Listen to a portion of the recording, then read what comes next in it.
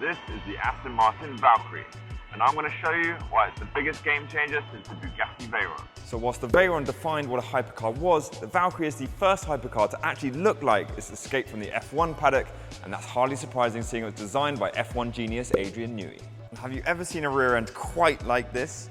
This section here is actually the crash structure, much like it is on an F1 car, but it's also effectively the rear bumper of the car, and it houses the socket for the battery charger, the towing eye, and the rear camera. But what's probably most impressive of all is these two huge Venturi tunnels, which is obviously directing the airflow, but also allows me to crawl underneath the car.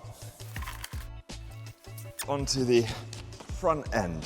And Aston Martin actually refused to call this a front splitter. That's because it functions more like a Formula One front wing, and it actually houses hydraulics, sensors, and actuators all within these multi-layered parts of the front wing.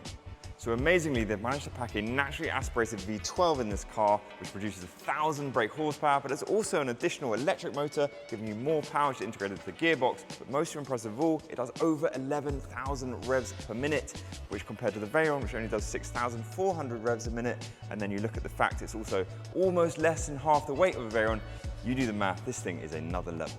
So one interesting weight-saving feature is the Aston Martin logo.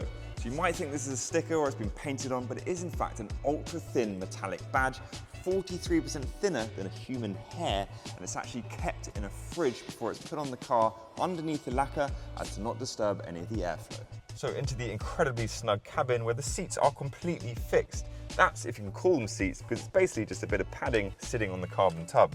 Luckily, the steering wheel is completely adjustable, as are the pedals. And in fact, you can take the steering wheel completely off to help you get in and out of the car. But I don't think you're going to be going for weekends away in this car because there's not a lot of storage space. There is this little area up front, but unfortunately it's already taken up by your tyre compressor kit. There is a secret little area just behind the number plate where you can see it is currently taken up by your medical kit, which was meant to be there for homologation purposes. So there is a very strict process on how to actually start the engine, which we'll show you another time. But because the noise is so extreme in the cabin, Aston Martin actually provide you two sets of headphones, one for the driver, one for the passenger, so you can actually hear each other speak. And there's also a little mic on the outside of the car, which also just feeds any noises outside of the cabin into the headphones for safety reasons.